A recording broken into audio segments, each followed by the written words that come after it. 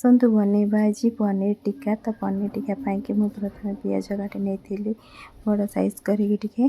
Capsicum को भी काटी नेबा सेमती पनीर की भी सेमती काटी नहीं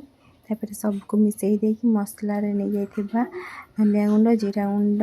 हलदी लुण लंका गुंड करी पाउडर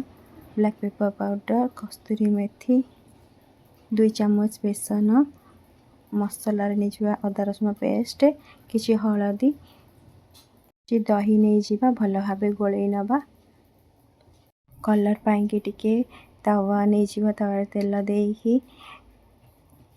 काश्मीर चिल्ली पकई भल भाव घाटी नवा कलर टिके आसिले आम से ढाली देवा कलर पाई तो हो गला टे भल भाव गोल नवा तापर छोट स्टिक बाड़ी आनिकी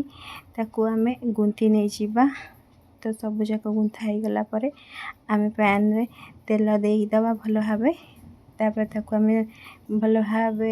फ्राए कर नवा तो मझे मझे नौटेकी देखुवा ना पोड़ी जीव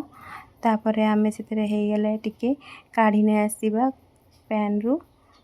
आमे तंदूरी करने की गैस रे देदेबा अल्प किछि समय पाई कि ताकू टिके तंदूरी करी नबा तापर हमर प्रस्तुत हो जीवो पनीर टिक्का। तो देखंतु केते सुंदर देखा जाउछि पनीर टिक्काटी। वीडियोटी भल लागिले लाइक शेयर सब्सक्राइब निश्चय करिवे। रहिली जय जगन्नाथ।